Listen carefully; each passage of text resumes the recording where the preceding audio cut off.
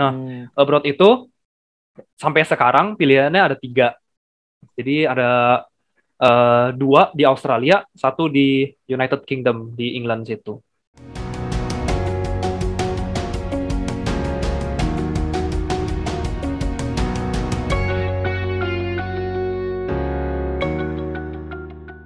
Hai, selamat datang di Akalogy. Channel yang akan membahas persiapan masuk dan hal-hal seputar kampus. Bersama saya David, dan hari ini kita akan membahas mengenai salah satu jurusan yang bisa dibilang favoritnya di rumpun Saintek. Apalagi kalau bukan kedokteran. Hari ini kita akan membahas mengenai program internasionalnya dari kedokteran Universitas Indonesia. Setelah hadir di sini, menti saya pas OKKUI 2019, William dari FKUI 2019. Halo William, gimana kabarnya? Ya, halo semuanya. Halo kok. Kabarnya baik sih. Lagi mulai sibuk lagi aja gara-gara udah mulai kuliah lagi. Udah mulai kuliah lagi ya? Oke. Iya. Jadi selain kuliah ada aktivitas lain nggak sih, Will, sekarang ini? Palingan ini masih masih agak related sama kuliah sih. Ada riset. Jadi riset, aktivitas ya? saya sekarang cuma 2 itu. Sama organisasi sih. Organisasi kan juga perkuliahan sih sebenarnya masukannya, tapi bukan akademis aja. Oke, mantap. Jadi bukan akademis aja ya. Iya. Oke, Will, buat sobat akal di rumah kayak belum kenal nih siapa William, boleh dong kenalin diri dulu, namanya, asal sekolah sama jalur masuknya dulu di sini. Yuk, silakan, Will. Oke, jadi perkenalkan diri kepada teman-teman yang lagi nonton. Saya itu William Kuswandi, nama lengkapnya, panggilannya Will atau William. Saya sekolah dulu di SMA Santa Laurencia di Alam Sutra, dan saya masuk ke UI itu lewat jalur SIMAK UI yang KKI. Oke, SIMAK UI yang KKI ya. Jadi yang selalu gue tanya, Will, ke tiap orang yang masuk ke kedokteran itu alasannya nih. Kenapa sih William pengen jadi dokter gitu? Alasannya kenapa ya? Jadi sebenarnya emang dari dulu pengen jadi dokter. Awalnya tadinya mau jadi dokter gigi. Terus nggak lama kemudian berubah pikirannya mau jadi researcher gitu. Terus nggak lama berubah lagi pikirannya mau jadi dokter. Emang soalnya dari dulu itu tertarik di IPA sih.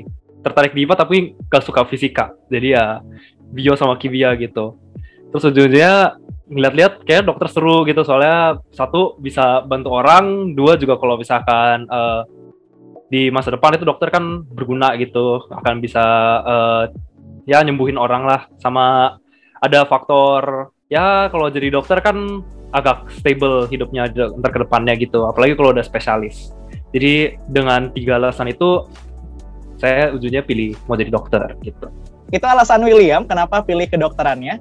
Kalau sekarang alasannya kenapa sih, Will, pilihnya yang kelas internasional? Apakah emang dari awal pengen langsung coba keluar juga, atau emang ngikutin semua jalur yang ada di seleksi masuknya gitu? Oke, kalau ini dia jadi pas dulu mau masuk ke kedokteran itu sebenarnya mau yang reguler gara-gara cuman faktor karena lebih murahnya. Tapi in general itu sebenarnya mau masuk ke ini aja sih FKUI gitu. Pengen cobalah dapet salah satu fakultas kedokteran yang paling lama dan juga yang salah satu paling baiknya juga kan di Indo. Jadi akhirnya coba masuk. Coba ujian dua-duanya SIMAK UI yang reguler sama yang KKI, terus kebetulan keterimanya yang di KKI. Ya mungkin gara-gara ya faktor hoki juga, dan gara-gara emang dari dulu kalau belajar orang ini lebih sering pakai bahasa Inggris, jadi kayak lebih ngerti soal-soalnya dan lebih ya nyaman aja gitu waktu ngejawab. Ya, oke, Will, kalau seperti itu berarti lu tuh dulu ikut UTBK juga nggak sih, atau enggak malah? UTBK sempet ikut, tapi sebenarnya to be completely honest, waktu SBMPTN itu saya rasanya kurang siap aja gitu. Gara-gara emang kayak ujiannya kan banyak tuh, ada fisikanya juga kan soalnya. Terus kan emang saya nggak gitu bisa fisika, jadi ujungnya kayak kurang nilainya, jadi nggak keterima lewat UTBK. Oke deh. Dan nggak keterima UTBK, tapi keterimanya SIMAK KKI, dan jujur gue pas lagi ngerjain soal SIMAK KKI juga, waktu itu kan sambil ngajar di BTA kan, pernah waktu itu kayak ngajar pas lagi standby-nya. SIMAK KKI itu jujur tingkat soalnya tuh tingkat kesulitannya maksudnya lebih tinggi, Will. Nah, persiapan lo itu dulu gimana sih sampai akhirnya bisa keterima di SIMAK KKI? Persiapan belajarnya gitu ya maksudnya ya? Oke, jadi dulu waktu tahu kayak UTBK ditolak kan kayak, wah ini perlu serius nih, cuman ada chance satu lagi nih. Kan soalnya pas itu ada talent scouting sama SNMPTN kan ya, saya kalau di sekolah itu emang salah satu ya yang biasa aja gitu, ada jauh orang yang lebih pinter daripada saya gitu. Jadi susah gitu mau dapetin itu talent scouting sama SNMPTN. Ujung-ujungnya karena SIMAK itu terakhir dan benar-benar last chance saya untuk masuk tahun itu. Jadi saya kayak cari soal di internet, terus tanya-tanya teman, terus belajar bareng gitu sih. Lebih ke kerjain banyak-banyak soal yang dulu pernah muncul gitu, kayak soal-soal SIMAK lalu gitu. Intinya dari yang William tadi tuh banyak-banyak latihan ya Will ya, dan mempelajari soal-soal tahun sebelumnya. Oke, cukup box lah ya. Ya cepet, sebenarnya lebih ke kayak pertama cari cara belajar. Kan ada beberapa orang yang cara belajarnya perlu bimbingan dari guru gitu, dijelasin ini. Kalau misalkan ada yang perlu kayak gitu ya rajin-rajin ke bimbel, terus rajin-rajin kayak interaksi sama guru lah. Kayak kalau lagi bahas soal gitu, bahas soal misalkan mau masuk SIMAK, mau lewat SIMAK KKI gitu, ya bahas soal yang SIMAK KKI tahun-tahun lalu ke guru. Kalau misalkan sukanya belajar sendiri ya harus rajin-rajin cari di internet, atau kalau misalkan ada temen yang cukup pinter ya bisa tanya dia gitu. Oke, menarik banget nih caranya dari William. Satu hal Will yang pengen gue ketahuin, tadi kita udah ngobrol-ngobrol sedikit ya. Kalau proses seleksinya di SIMAK reguler kan biasanya cuma ya udah kerjain soal, nanti lihat pengumumannya gitu kan di hari H. Kalau SIMAK KKI katanya beda ya Will proses seleksinya. Nah mungkin boleh dijelaskan itu kira-kira bedanya tuh di mana? Kayak bedanya ada, yang pertama pasti bedanya bahasa, karena yang satu purely Indonesian, terus yang satu pakai bahasa Inggris gitu. Terus juga soalnya sebenarnya kurang lebih sama, tapi ya ditranslate doang. Dan kalau misalkan yang di SIMAK KKI itu nggak ada BI, nggak ada bahasa Indonesia. Jadi nggak ada ujian BI, dan dia itu ada interview. Kalau misalkan di SIMAK Regu pas itu gue inget waktu ikut itu ada kayak tulis esai gitu tentang untuk lihat apa sih, kayak lebih ke psikologi tapi untuk dari bentukan esai gitu. Sedangkan kalau yang KKI karena orang jumlah pesertanya juga nggak sebanyak yang SIMAK Regu, itu dia ada interview tapi sama fasil gitu, kayak sama dokter gitu langsung di situ.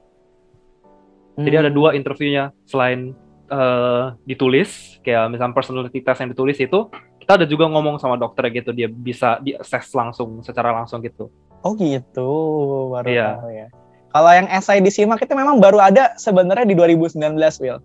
Jadi tahun-tahun sebelumnya itu memang belum ada gitu. Jadi kemarin itu gue masih ngikutin perkembangannya. Kalau sekarang kayak udah lupa apakah masih ada atau enggak. Ya, jadi nggak ikutin lagi sekarang. Ya kan udah keterima masa. Oh ya udah keterima soalnya. Oke Will, nah tadi interviewnya justru sama dokter, bukan sama psikolog gitu ya? Iya, kayaknya pas itu ada beberapa psikiatris sih, sama ada psikiatri, terus ada beberapa dokter, terus kayaknya ada beberapa yang psikolog tapi nggak dikasih tahu gitu, jadi kita cuma tahu ada orangnya gitu di dalam, dan beberapa emang kelihatan gitu ya dari cara pakaiannya. Kan kalau misalkan di FKUI kita ada peraturan kalau yang dokter-dokter itu biasa pakaiannya harus rapih gitu. Ya kelihatan banget gitu, kayak dipakai kemeja lah, terus biasa ada name tag hijaunya gitu. Itu kan bukan hijau sih, kayak ada gambar ya name tag dokter gitulah, kelihatan gitu. Jadi saya asumsi itu dokter, tapi ada beberapa yang saya inget jadi pengajar sih. Jadi ada beberapa emang dokter. Oke, berarti itu interview ada beberapa orang gitu ya, nggak cuma satu ya, nggak cuma one on one gitu ya? Dia konsepnya kalau nggak salah disebutnya multiple mini interview deh. Jadi kayak dia dibagi ke beberapa ruangan, kalau nggak salah ada 6 atau berapa gitu. Intinya kita masuk ke satu ruangan, terus setiap ruangan itu ada kasus-kasus yang akan nguji bagian sifat kita yang tertentu gitu. Contohnya salah satu yang pertama, dia akan uji sifat kejujuran dan integritas gitu.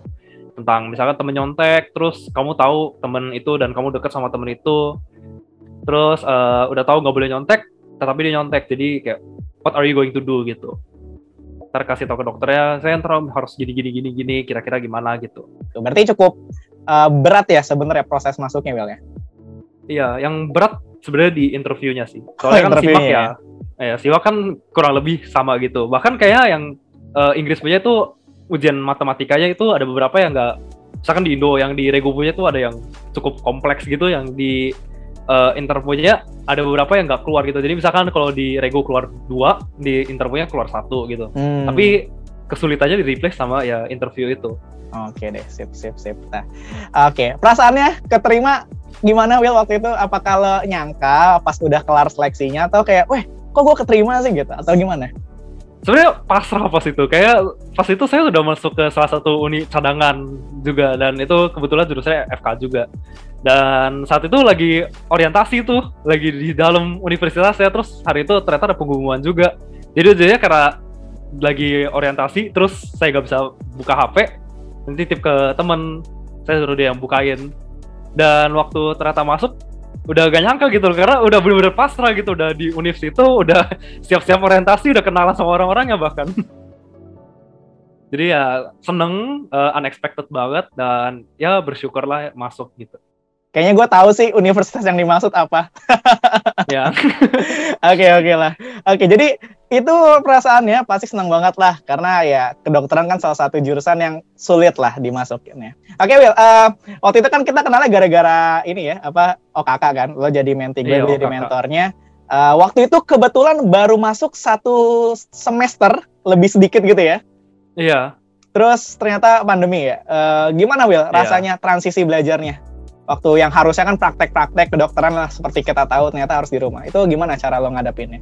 Ya, jadi ini agak lucu sih. Jadi pas itu waktu awal-awal pandemi, terus semuanya udah mulai online, kan yang kedokteran itu gak telat tuh online-nya. Karena masih modul in progress gitu kan. Jadi kita lagi selesai 1 modul, jadi nggak langsung diubah jadi online gitu. Terus di tengah-tengah modul itu kita ngomong, waktu yang lain udah online gitu, terus kayak kita bilang, nggak mungkin lah dokter online, mau belajar nyuntik orang gimana, mau belajar ngetes orang gimana. Tiba-tiba 2 hari abis ngomong kayak gitu, dapat pengumuman dari dekan. Kita di-onlinein semuanya yang untuk modul depan. Jadi ya kaget pas itu, karena nggak expect banget kita online. Dan untungnya udah pernah sempat ngerasain offline. Jadi waktu semester 1 itu sebenarnya yang kelas internasional, itu dapat beberapa kayak modul yang spesial gitu. Kita dapat shadowing. Ntar yang kelas reguler juga dapat, tetapi ya kita dikasih lebih duluan aja gitu. Kita apa tadi Will namanya? Shadowing. Shadowing itu pada dasarnya kayak kita cuma ikutin dokter doang sih. Kita jadi bayangan dokter. Oh, gitu, astaga, sesuai dengan katanya ya. Iya, jadi kita ikutin dokternya ngobrol sama pasien, kita lihat cara dia ngobrol gitu. Terus kayak dokternya kalau ada praktek, ada beberapa teman saya hoki kayak dokternya dapat praktek operasi gitu. Jadi mereka boleh ikut ke dalam operating room ya. Jadi udah baru semester 1 udah pakai jubah operasi gitu kan, keren. Mantap. Gitu. Ya, jadi untung masih dapat yang itu. Soalnya yang 2020 itu udah online semua, jadi itu nggak dapat, cuma dapatnya interview sama dokter. Oke deh ya. Jadi masih ada sedikit yang disyukurin lah Will, masih ada kesempatan itu ya. Iya, tapi, masih ada kesempatan. Susah banget nggak sih Will kalau anak kedokteran belajarnya itu online? Atau sama aja gitu? Sebenarnya kalau misalkan yang teori-teori kayak tentang teori penyakit ini, teori penyakit itu, atau teori sistem organ yang kayak gini, itu masih gampang karena ya kayak kelas biasa aja, kayak kelas biologi biasa. Nah, tetapi waktu udah, jadi kita di kedokteran ada satu kelas namanya KKD, kompetensi klinik dasar, atau kalau misalnya di bahasa Inggrisnya BCS, Basic Clinical Skills. Itu bener-bener nggak bisa online. Karena pasti itu udah dicoba kan online kan. Jadi kita pura-pura nyuntik tapi ke boneka gitu. Bonekanya teddy bear. Jadi ntar ngomongnya sama gituan. Karena kalau misalkan basic clinical skill ini, dia diajarin bener-bener yang dasar lah. Kalau misalkan masuk ke rumah sakit atau masuk ke klinik itu perlu skill apa aja gitu. Misalkan pakai sarung tangan dengan bener, pakai pegang suntikan dengan bener, atau misalkan ngobrol sama pasien. Nah, jadi waktu online, dokternya ya harus ngide juga gitu. Dia bilang, untuk modul yang ini, kita coba yang online, berarti kalian semua ntar ngelakuin ini, tapi ya ke boneka gitu. Jadi kita ngadain boneka yang ya cukup berbentuk kayak manusia gitu, punya tangan, punya kaki, terus kita ngobrol gitu. Ya, selamat pagi Pak, gini, saya cuci tangan dulu. Terus ntar waktu mau suntik, ya izin suntik, terus disuntik bonekanya gitu. Jadi ya agak lucu sih. Bahkan masih ada gitu kayak kalau nggak salah videonya di sini. Kita rekam, kasih ke dokternya, terus dokternya nilai. Jadi kayak ya kamu kurang gini, yang ngakak gitu sih liatnya. Iya, gue sebagai penonton aja lucu loh, ngebayangin ya kan. Kocak Iya. banget sih. Oke, jadi itu ya struggle-nya Will ya. Tadi apa namanya, BTS ya? BCS. Oh Bukan BCS, oh BTS. salah denger Iya. ya. Oke deh. Nah, tadi kan lo bilang kayak ada yang spesialnya gitu tadi ya. Tapi di reguler juga bakal ada. Nah, kebetulan sebelum gue pengen nge-tag video ini tuh teman gue ada yang nanya, emangnya bedanya apa sih Fit antara KKI dengan yang reguler biasa selain dari bahasa pengantarnya? Apakah memang ada di kelas yang mereka tuh bareng nyatunya, kalian nyatunya bareng, atau memang dari awal tuh udah terpisah gitu secara kelasnya mungkin? Oke, jadi untuk pertanyaan ini sebenarnya kayak banyak banget details ya. Yang pertama itu untuk kelasnya sendiri, ya tadi udah dibilang sih bahasanya beda. Kedua, kalau misalkan offline, lokasi kelasnya beda. Jadi kelas kita kepisah sama yang reguler. Kita punya pas itu ada di gedung B kalau nggak salah. Itu intinya kita ada kelas satu lagi tuh. Nah, yang bedanya itu di mana? Itu sebenarnya cuma di semester 1 sama beberapa semester ke depan itu kayak ada beberapa modul yang beda. Cuman karena kita dapat duluan aja sih. Jadi contohnya untuk yang semester 1 kita dapat modul agama namanya Religion and Spirituality. Sedangkan kalau misalkan yang Regu punya itu beda. Mereka punya digabung sama rumpun ilmu kesehatan kalau nggak salah. Jadi digabung sama fakultas lain. Sedangkan kita benar-benar khusus kelasnya itu untuk kita gitu. Selain itu kita list deh yang beda apa aja. Yang pertama itu kelasnya beda tetapi ada beberapa yang sama. Ntar itu dijelasin lagi. Terus yang kedua kita ada pastinya abroad. Jadi ntar kita lulus dengan 2 gelar, sedangkan yang reguler ntar akan lulus dengan 1. Kalau yang gelar SKET-nya semuanya pasti dapat, tapi yang internasional itu dapat gelar ekstra gitu. Terus waktu lulusnya juga pasti lebih lama dikit. Dan kalau misalkan fasilitas apa yang kita dapat ada sih sedikit beda. Kayak jadi yang pertama kelas itu most of them sama kelasnya. Kayak misalkan saya lagi modul infeksi tropis sekarang, reguler juga sama modulnya. Cuman ya waktu masuk yang ngajar beda gitu. Yang ngajar KKI itu dokter yang bisa pakai bahasa Inggris, sedangkan yang ngajar di reguler itu most of them yang pakai bahasa Indo gitu. Itu jadi kelasnya beda, walaupun ujungnya bahas hal yang sama. Bahas hal yang sama juga ya Will ya? Iya, bahasanya sama gitu, cuman bahasanya diubah dosennya doang gitu. Terus kalau di offline ya gedungnya tadi beda. Gedungnya nggak beda-beda amat sih, masih satu kayak kampus, tapi beda kelas aja gitu. Dan masih di RIK kan kalau masih semester-semester awal ya? Belum ke Salemba masih di RIK. Iya, masih belum. Terus kelas apa lagi yang beda? Ada beberapa modul yang khusus didapetin di KKI. Ini yang tadi saya bilang, fasilitasnya ada beberapa yang beda. Untuk yang KKI pas itu ada modul, gak tau sih sekarang udah disamain atau belum, tapi waktu angkatan saya itu ada perbedaan di mana Regu gak dapat modul itu. Contohnya modul nutrisi. Nah, yang kelas internasional itu dapat modul nutrisi, dan kita dapat kesempatan untuk pergi ke kayak factory gitu, kayak tempat produksi makanan. Nah, tapi karena online, jadi kita cuma nonton YouTube. Gitu. Kalau offline dapat pergi. Oh, dapat ke tempat langsungnya gitu ya Will ya? Iya, jadi lihat orang nutritionist gitu yang ahli gizi nyusun makanan lah, atau kayak prepare makanan, kayak nyiapin makanan secara aman gitu. Kita dapat modul yang kayak gitu. Sedangkan yang Regu nggak dapat. Jadi cuma bedanya di situ sih, walaupun dikit ya it's a bit fun gitu waktu itu. Oke, iyalah. Itu menarik loh. Pasti kalau kunjungan kan biar nggak bosan lah dengan ruangan kelas ya. Ruangan kelas sama lab itu bosen lama-lama. Iya. Nah tadi untuk nyinggung ke abroad-nya, tadi kan William juga bilang ada beda di situ. Kalau abroad itu berarti nanti bayar lagi ya Will ya untuk kesananya ya?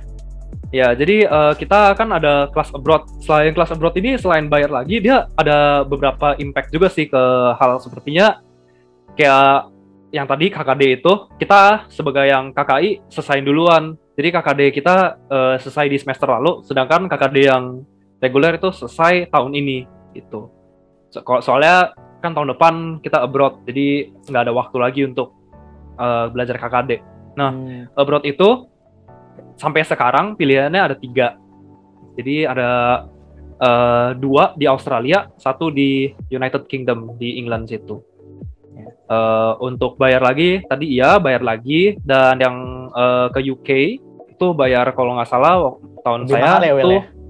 mahal, Iya. 400 juta untuk tuition fee-nya, tapi living cost-nya ya di UK cukup mahal gitu. Air minum aja sih itu bisa berapa ribu sih, kayak 30.000, 40.000 satu botol gitu kan. Nah, jadi kalau ke UK mahalnya di living cost. Sedangkan kalau misalkan ke Australia itu biaya kuliahnya lebih mahal. Gitu. Jadi yang di Aussie ya dia kalau nggak salah ada yang 600 juta. Jadi Aussie ada dua. Yang kalau yang UK nama universitasnya Newcastle University. Itu salah satu universitas bagus sih di situ, dan dia juga sangat-sangat bagus di bidang riset. Jadi yang ke UK itu dapat gelarnya untuk riset. Sedangkan kalau misalkan yang di Aussie, sebenarnya ada riset juga yang di Aussie, tapi gelarnya itu sebenarnya lebih ke biomedicine, Bachelor of Biomedicine. Biomedicine ya, biomedis lah berarti ya. Iya. Yang di Aussie itu Monash sama Melbourne ya, Will ya, kalau nggak salah ya. Iya benar, itu dua universitasnya, itu juga dua-duanya bagus, cuman ya saya lagi mau cari yang murah, saya jadi kayak kalau personally mau ke Newcastle. Oke, Newcastle ya, oke. Dan kalau untuk biaya masuknya, mungkin yang di awal, itu biaya masuk kalau masuk lewat SIMAK KKI dengan yang talent scouting, yang undangannya versi KKI, itu sama atau beda sih, Will? Singkat saya kayaknya beda deh, yang talent scouting kayaknya dapat few discounts deh, tapi kurang inget sih, soalnya jarang bahas itu sama yang anak-anak talent scouting juga. Iya, udah masuk, udah lupa semuanya. Kalau yang William dapat berapa, Will, itu biaya masuknya? Karena kan setahu gue tuh fix ya, jadi setiap anak tuh pasti bayar yang sama ya. Ya, kalau yang masuk itu bayar biaya awal kuliahnya itu 100 juta. 100 juta. Terus untuk yang per semester ini tiap tahun naik sih ya, jadi pasti untuk tahun ke tahun beda. Kalau tahun saya itu ya tahun saya masih 46. Jadi untuk yang 2019 pada bayarnya 46 juta, dan kalau yang untuk 2020 udah beda itu harganya. Dia naik. Jadi setiap tahun beda ya gitu ya. Jadi nggak ada yang pasti. Iya, setiap tahun beda. Nggak ada yang pasti kalau yang biaya. Kalau dipikir-pikir 100 juta untuk di awal kayaknya lebih murah dibanding swasta. Ya nggak sih, Will? Bener nggak sih? Iya, ada beberapa swasta yang ya gak usah disebut namanya, itu mahal. Kita tahu lah ya. Iya, udah tahu mahal banget. Iya, itu. Jadi sebenarnya bagus ya, enaknya di sini juga sebenarnya pasti itu udah mau masuk swasta juga, yang tadi dia bilang itu ada cadangan. Tetapi waktu dilihat-lihat dengan harga yang FKUI sama swasta itu ya hampir sama, walaupun UI ujungnya lebih mahal gara-gara ada abroad-nya, tetapi in the same time dapat 2 gelar gitu. Jadi walaupun bayar lebih mahal dikit, dapat 2 gelar, sedangkan yang di swasta dapat cuma 1 gitu. Jadi ya tergantung orangnya mau gimana gitu. Oke, jadi cukup worth lah ya, ibaratnya lah ya. Iya, kalau untuk saya sih worth it, gara-gara ya kan gelar bisa dekorasi nama gitu. Ntar kalau mau kerja. Iya. Berarti, Will, kalau abroad tadi, komposisinya itu gimana sih kalau di KKI? Berapa tahun di Indo sama berapa tahun abroad-nya? Gitu. Yang fix itu jadi di Indo, saya sekarang tingkat berapa ya? 3 tahun di Indo dulu. Terus abroad 1 tahun, jadi kan totalnya udah 4 tahun.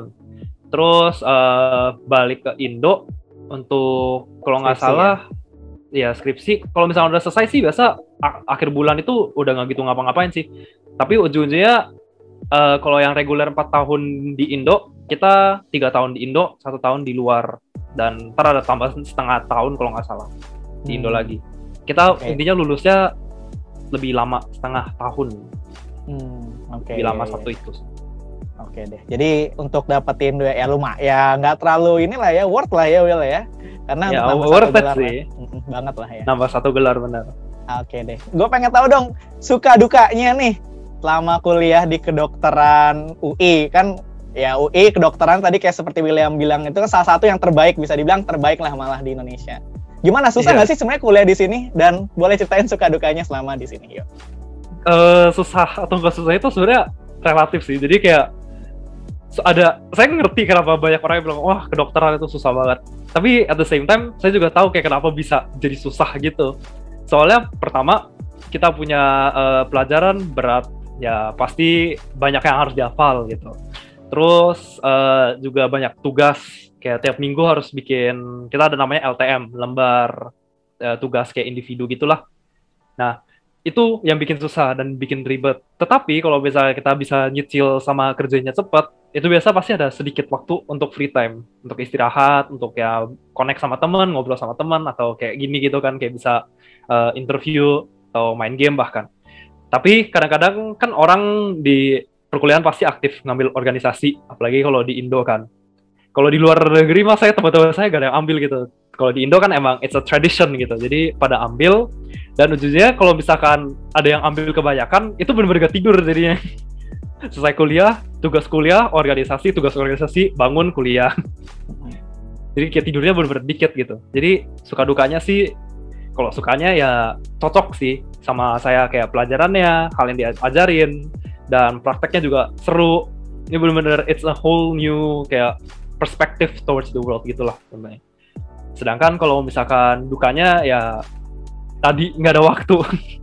Jadi teman-teman saya kalau misalkan main game gitu kan, kita ada grup teman-teman SMA yang main game. Mereka kayak suka ngetek gitu, main. Terus saya nggak pernah jawab. Nggak pernah jawab ya, karena nggak ada waktu untuk main game. Iya, bener nggak ada waktu soalnya. Terus kayak pasti kan ada kayak seminggu libur gitu untuk istirahat. Biasa perpindahan modul. Biasa itu pun 4 hari. Ya 4 hari itu saya jawabin tuh. Ayo main. Baru 4 hari itu main, terus udah selesai, hilang lagi. Iya, jadi dukanya emang waktu yang jadi terbatas itu salah satu dukanya. Walaupun bukan nggak sampai kayak nggak bisa tidur sama sekali, bangun sampai 3 hari berturut-turut. Itu semua tergantung orangnya, milih organisasi banyak atau enggak, nyicil atau enggak. Tapi pasti waktunya menjadi lebih dikit daripada ya biasanya gitu. Jurusan lainnya juga gitu ya. Iya. Kalau boleh tahu William selama berkuliah gitu ya, berapa jam tidurnya nih Will? Ada pertanyaan titipan soalnya. Kalau misalkan dulu waktu offline, saya coba selalu berusaha itu kasih diri sendiri 6 jam minimal. Soalnya kalau misalkan di bawah 6 jam, besoknya ngantuk, belajar pun gak guna gitu. Datang ke kuliah, biasa ya maaf, tapi ada beberapa dokter yang ngomongnya kan pelan gitu. Iya. Jadi ngantuk gitu loh. Udah tidurnya dikit, terus ngomongnya agak pelan. Terus dulu di ruangan itu kan AC-nya dingin banget gitu. Pol ya. Iya, enak banget sih kayak kalau pakai jaket gitu karena dingin, anget, terus pelan. Pakai tutupin kupluknya gini ya, kayak tutupin kupluknya. Tutupin hoodie-nya. Ya, pasti tidur. Ya, jadi kalau misalkan dulu selalu kasih 6 jam, sampai sekarang juga saya batasin 6 jam, tapi kalau misalkan ada urgent, tugas yang nggak selesai atau apa, saya biasa pendek, kayak perpendek jadi 4 jam. Tapi jarang untungnya sih belakangan ini lagi agak santai ya, gara-gara nggak tahu kenapa kedokteran sibuknya itu di tingkat 2. Tingkat 2 itu sibuk parah banget, tapi waktu udah masuk ke tingkat 3, dia mulai agak tenang lagi. Agak tenang dan udah terbiasa lah ya pasti Will ya. Ya mungkin karena udah terbiasa juga sih. Iya. Jadi sekarang sih bisa dapat 7 jam lah. Dapat 7 jam. Enak lah. Mantap, nambah 1. Boleh tahu nggak Will, ini IPK-nya sejauh ini udah berapa sih? Kan sebelum abroad kan pasti harus bagus kan IPK-nya. Ya IPK-nya kalau dilihat masih masuk ke golongan cum laude dah, intinya gitu aja. Masih cum laude ya, SD-nya udah bagus lah, karena kan masih di atas 3,5. Masih di atas 3,5, bagus. Oke, sebelum ke pesan buat yang nonton di sini, gue ada quick question ya. Mungkin William boleh jawab dengan cepat dan tepat. Ada 5 pertanyaan, nggak susah kok. Oke, yang pertama. Oke. Pilih mana? Buka praktik sendiri atau jadi dokter di rumah sakit besar? Jadi dokter di rumah sakit besar. Oke, mau jadi dokter umum atau lanjut spesialis aja? Wah, itu sebenarnya sampai sekarang ya masih mau spesialis, tapi masih ya lihat nanti. Sip. Pilih mana atau lebih nyaman mana? Belajar dari video dosen atau baca textbook sendiri? Nah, belajar dari video dosen. Belajar dari video dosen ya. Kalau ini kayaknya nomor 4 udah obvious nih. Learn in English or learn in bahasa? Sebenarnya English sih. Lebih English ya, oke deh. Yang terakhir nih Will, jadi dokter di kota besar atau mengabdi di daerah terpencil? Di tengah-tengahnya, jadi nggak terlalu terpencil, tapi nggak juga di terlalu tempat yang besar banget gitu. Mau dapat rasa aman ya? Iya, mau dapat rasa serunya gitu, tapi kalau soalnya kemarin sempat diceritain juga, ya jadi kita ada modul empati. Dan dokter-dokter yang ber-experience gitu yang kayak ke tempat bener-bener terpencil itu dipanggil, suruh cerita. Nah itu seru sih. Terus denger-denger ceritanya kayak hidup di situ akan challenging bagi saya. Bener-bener listrik soalnya. Iya bener-bener. Kayak dokter siapa tuh, dokter Lee ya yang punya kapal. Iya, yang rumah sakit apung. Rumah sakit apung, betul. Iya. Terus yang kemarin datang bahkan cerita ke saya itu jadi di tempat di mana dia praktek itu tuh ada satu jalanannya itu ada, tapi kalau misalkan lagi musim hujan jadi sungai jalanannya. Iya. Iya, kebayang. Air ngalir gitu, nggak bisa dilewatin. Jadi sungai malah nanti ya. Iya, makanya jadi kayak itu bener-bener soalnya di ujung gitu, di yang ya tempat yang agak terpencil gitu. Oke deh. Oke, itu jadi jawabannya William. Oke, terakhir Will nih.